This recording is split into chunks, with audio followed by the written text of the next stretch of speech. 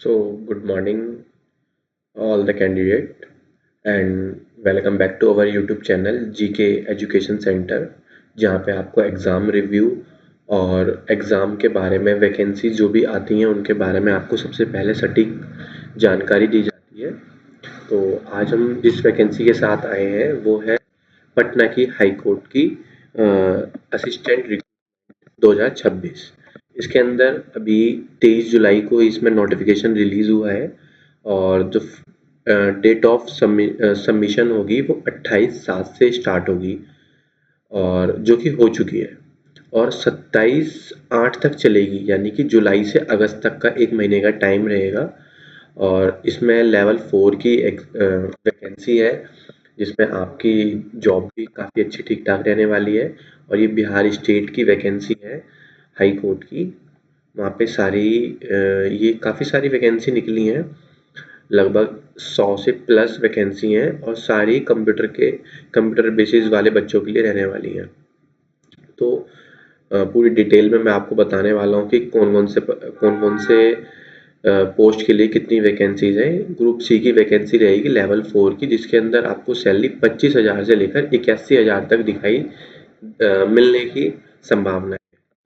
और टोटल जो वैकेंसी है वो 100 नहीं है, वो 68 वैकेंसीज है और सभी जो रहने वाली है वो असिस्टेंट यानी कि टाइपिस्ट कह लो या फिर हाई कोर्ट पटना में जो भी अंदर जुडिक्शन वाइज जो जॉब होती है, लाइक जज के नीचे जो जॉब्स होती हैं वो उनकी वैकेंसीज निकली हैं ये, ठीक है।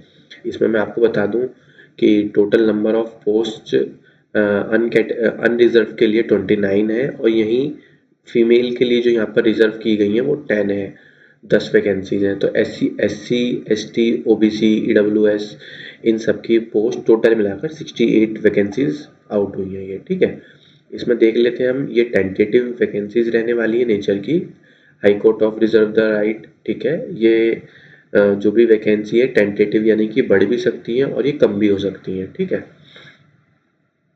अब इसके बारे में देख लेते हैं, इस वैकेंसी को कौन कौन फिल आउट कर सकता है। तो इसकी जो एलिजिबिलिटी क्राइटेरिया है, इसमें सबसे पहले आपको भारत का निवासी होना चाहिए, ठीक है। फिर उसके बाद आपको इसके अंदर फिजिकली फिटनेस चाहिए थोड़ी बहुत। No person can be recruitment unless is the mental और फिजिकली हेल्थ, यानी कि कोई भी दिमागी तौर से वैसा बच्चा नहीं होना चाहिए। और provided that no person under OH, यानी कि कोई भी फिजिकली बच्चा नहीं चाहिए इनको, फिटनेस बच्चा चाहिए, ठीक है। और फिटनेस बच्चे के साथ साथ इन्होंने कोई फिजिकल नहीं रखा है, कोई भी इन्होंने ऐसी कोई अलग से इंफॉर्मेशन नहीं दी है कि हमें फिटनेस के लिए हमें रनिंग चाहिए, ये चाहिए। सिर्फ उन्हें नॉर्मली विदाउट PH यानी कि OH कैंडिडेट चाहिए, यानी कि विदाउट हैंडीकैप कैंडिडेट चाहिए, ठीक है। फिर इसमें हम देख लेते हैं कि मिनिमम एजुकेशन क्वालिफिकेशन क्या रहने वाली है। जो ग्रेजुएट बच्चे हैं जिनकी ग्रेजुएशन 1/1/2026 से पहले की हो रखी है, वो इस वैकेंसी को भर सकते हैं, ठीक है। इस वैकेंसी के एप्लीकेशन को फिल आउट कर सकते हैं। और इसके अंदर साथ ही साथ डिप्लोमा रहने वाला है। 6 महीने का डिप्लोमा का कोर्स होता है एप्लीकेशन कंप्यूटर में, क्योंकि ये कंप्यूटर बेस की ही जॉब रहने वाली है, तो आपको कंप्यूटर तो चलाना आना ही चाहिए मेनली। प्रेफरेबल प्रेफरेंस जॉब जो दी जाएगी, प्रेफरेंस क्वालिफिकेशन जो दी जाएगी, ट्यूटोरियल आर्मी जो TA की वैकेंसीज आती हैं आर्मी के अंदर, वो मिनिमम अगर उन्होंने 2 साल का वहाँ पर पीरियड सर्व करा है एज अ आर्मी, तो आपको पहले प्राथमिकता दी जाएगी, ठीक है। फिर इसमें NCC का भी रोल दिया गया है। NCC में जो कैंडिडेट जिनके पास सर्टिफिकेट B का सर्टिफिकेट है उनको भी प्राथमिकता पहले दी जाएगी। और रिजर्वेशन तो सबके अंदर रहती है, इसके अंदर भी है। SC के लिए 16% बताया गया है कि कितनी कितनी परसेंट पर दिया गया है। तो ये वैकेंसीज देख लेंगे, इसको देखने की जरूरत नहीं है। अब चलते हैं, इस पे कास्ट सर्टिफिकेट चाहिए, डोमिसाइल चाहिए। ये 2 चीज़ बहुत ही ज़्यादा जरूरी, जो कि आपको फॉर्म फिल करते हुए ही मांग लेगा। जो चीज़ आपके पास अभी होगी वही DV के अंदर चाहिए, यानी कि NCL का सर्टिफिकेट अगर आपके पास है। वैसे NCL बिहार से अगर हम अप्लाई करते हैं तो ऑनलाइन CSC सेंटर से हम ऑनलाइन खुद से कर सकते हैं। डे 1 प्रोसेस है, उसमें कोई इतनी बड़ी भागा दौड़ी नहीं होगी जैसे दिल्ली जैसे यूटीज में होती है, अदर स्टेट में होती है, वहाँ पे काफ़ी सारी चीज़ें चाहिए होती है ओबीसी, अदर ईडब्ल्यूएस, इन सब चीज़ों को बनवाने के लिए, ठीक है। फिर इसके अंदर और देख लेंगे, जिसके अंदर सिलेक्शन प्रोसेस जो रहने वाला है, mode of selection written exam होगा, फिर कंप्यूटर प्रोफेंसी टेस्ट होगा, फिर इंटरव्यू होगा। इसमें इंटरव्यू है 10 नंबर का, ठीक है। और जो रिटन टेस्ट है, रिटन टेस्ट में ही दो कैटेगरी, दो सेम डे दो एग्जाम होंगे। ये रिटन एग्जाम वो नहीं है कि लिखना पड़ेगा, ये एमसीक्यू रिटन एग्जाम है। अभी मैं आपको दिखा देता हूँ, इसमें बताया गया है कैसे कैसे हम एग्ज़ाम लेंगे, और जो भी हम एग्ज़ाम लेंगे उनमें कैसे क्वेश्चन आएंगे, ये भी इसमें दिखाया गया है। मिनिमम क्वालिफिकेशन मार्क्स बताए गए हैं कि आपको प्री में कम से कम 40%, कम से कम। अब जरूरी नहीं है कि 40% पर ही इनकी कट ऑफ लग जाए। 40% यानी कि आपको 40 80 इन दोनों को मिला के 80 होगा ना, प्री और रिटन एग्जाम को। 80 का 40% लगभग 8 चौक 32, 32 नंबर चाहिए, ठीक है। और प्रोफेशनसी टेस्ट में भी आपको, कंप्यूटर टेस्ट में भी आपको 30 नंबर जितने का भी है उसका 40%, इंटरव्यू में भी 30% जितने का भी है, ठीक है। इसमें मैं आपको बता दूं, एग्जामिनेशन फीस है, जो भी कैंडिडेट इसको फिल करेंगे उनको general, OBC, EWS, non criminal layer जो वाले कैंडिडेट हैं उनको 1500 रुपये फीस है, और एसटी और एससी के लिए इसमें छूट दी गई 750 रुपये की, ठीक है। अब मैं बात कर लेता हूँ सेंटर ऑफ एग्जामिनेशन। चलो ये मैं आपको बाद में दिखा दूंगा कहाँ कहाँ पर ये, कहाँ कहाँ पर इनका सेंटर है, ये इन्होंने लास्ट में दिया हुआ है। और qualification marks would be the 40% of total, ये भी मैंने आपको बता दिया है।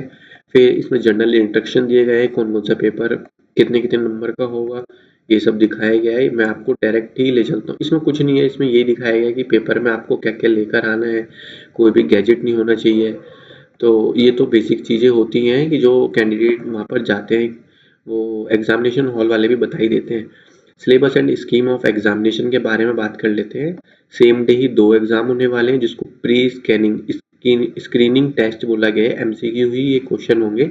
ये थोड़ा बेसिक होगा, जो प्री है ये थोड़ा बेसिक होगा, जिसके अंदर इंग्लिश 20 नंबर की, 20 क्वेश्चन 20 नंबर के, रीजनिंग और मैथ 20 क्वेश्चन 20 नंबर के, और जनरल अवेयरनेस 10 क्वेश्चन 10 नंबर के। टोटल ये आपको 60 मिनट यानी कि 1 घंटे को टाइम मिलेगा, और जिसके अंदर आपको 50 क्वेश्चन करने होंगे। ये आपको 50 क्वेश्चन करने होंगे 60 मिनट में। और मिनिमम क्वालिफाइंग नंबर जो है इसमें 20 दिए गए हैं, ठीक है।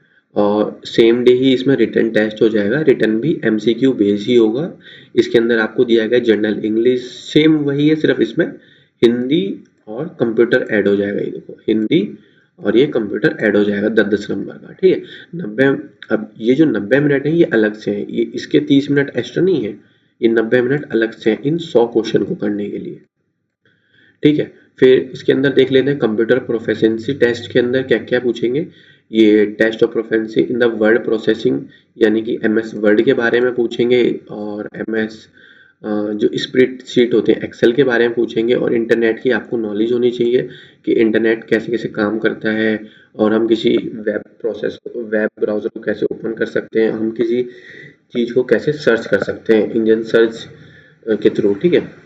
ये जो 30 मिनट का होगा, 30 मिनट का ये टेस्ट चलने वाला है आपका वहाँ पे 50 नंबर का। इसमें भी मिनिमम क्वालिफाइंग नंबर चाहिए, क्योंकि ये सिर्फ और सिर्फ उस बेस पर है, क्वालिफाइंग नेचर है कंप्यूटर टेस्ट। फिर इसके बाद इंटरव्यू होगा, इंटरव्यू के नंबर ऐड होंगे, 10 नंबर का होगा। मिनिमम इसमें 3 नंबर चाहिए, जो कि थोड़ी थोड़ी बातचीत से भी आई जाएंगे। इसमें इतनी बड़ी वो तो है नहीं ना कि आपसे यूपीएससी वाला इंटरव्यू पूछ रहा है कोई। फिर सिलेबस दिया गया है कि आपके प्री यानी कि स्क्रीनिंग टेस्ट जिसको ये बोल रहे हैं, इंग्लिश कैसी आएगी, इंग्लिश में क्या क्या पूछा जाएगा, ये सब कुछ बताया गया है। फिर रीजनिंग में क्या क्या पूछा जाएगा ये बताया गया पूरा। फिर जनरल अवेयरनेस में क्या क्या पूछा जाएगा ये बताया गया है, ये पूरा बताया। फिर इसमें रिटन टेस्ट के बारे में भी, जो सेम डे एग्जाम होगा, और इसमें बताया गया है कि 10 टाइम्स ऑफ कैंडिडेट, यानी कि जो बच्चा इसको पास कर लेगा, इस स्क्रीनिंग टेस्ट को पास कर लेगा, उसका 10 गुना बुलाया जाएगा। उसका ही पेपर 10 गुना बुलाया नहीं जाएगा, यानी कि उस बच्चे का ही पेपर अगला टेस्ट चेक होगा जिसने पहले पेपर में मिनिमम क्वालिफाइंग पास करा है, ठीक है। जो भी कट ऑफ पर निकलेगा, ऐसे नहीं कि मिनिमम क्वालिफाइंग मार्क्स दे रखे हैं 40%, तो आपको सिर्फ 40% लाने, नहीं, उसकी जो कट ऑफ निकलेगी, जो भी उसको पार करेगा, फिर उसी बेसिस पर अगला पेपर चेक होगा। रिटन टेस्ट जिसको बोला गया है, 10 गुना बच्चे बुलाए जाएंगे। फिर इसमें बताया गया है कि आपको जनरल इंग्लिश सेम है, अभी मैंने पढ़ा था, ये दोनों ही चीज़ सेम है, बस नंबर ऑफ क्वेश्चंस का डिफरेंस है। अवेयरनेस सिर्फ इसमें जो आया है, इसमें हिंदी ऐड हो गई है, और हिंदी ऐड होने के साथ कंप्यूटर अवेयरनेस ऐड हो गई है। एम एस एक्सेल देखो मैंने दिखाया था ना, M S Word, M S Excel, इसमें ही पूछ लेगा। फिर इसके इसके थ्रू जो कट ऑफ बनेगी, इसके बाद बुलाया जाएगा, आपका जो कॉल लेटर आएगा, 6 गुना कैंडिडेट बुलाए जाएंगे टोटल नंबर ऑफ वैकेंसीज के कंप्यूटर टेस्ट के अंदर। ठीक है, जो भी बच्चा रिटन एग्जाम पास कर लेगा, उसके 6 गुना बच्चा बुलाया जाएगा टोटल नंबर ऑफ वैकेंसीज का। मान लो 60 वैकेंसी है, 60 का 6 गुना, यानी कि 36 बच्चों को बुलाया जाएगा कंप्यूटर प्रोफिशिएंसी टेस्ट में। पूछा क्या जाएगा कंप्यूटर टेस्ट के अंदर, जो ये एक टीचर होगा वो आपसे पूछेगा कुछ बेसिक वाइवा जैसा चीज़ें पूछेगा। लाइक इस टेस्ट इसमें वो नहीं होगा, ये आपका कंप्यूटर पे नहीं होगा, कोई एक बंदा वाइवा ले रहा होगा, उसके थ्रू होता है। और ये देखो मैंने अभी आपको बताया था क्वालिफाइंग नेचर का है ये। ठीक है, फिर इसमें वर्ड के बारे में पूछा जाएगा, M S Word, spreadsheets जो होती है उसको बोलते हैं M S Excel. M S Excel के बारे में आपको नॉलेज होनी चाहिए, और इंटरनेट प्रोफेशंसी के बारे में नॉलेज होनी चाहिए, यानी कि आप इंटरनेट यूजेस कैसा कर पाते हैं, आपको कितनी नॉलेज है इंटरनेट के बारे में। और जो लास्ट स्टेज है इसकी, इंटरव्यू है। Interview total number of vacancy के 3 गुना पे बुलाया जाएगा। इसमें ये देख लेंगे कि जो भी बच्चा रिटन एग्ज़ाम की कट ऑफ पार कर लेगा, उसके बाद ही इंटरव्यू के लिए कॉल लेटर आएगा, और उसमें 3 गुना बच्चों को लिया जाएगा।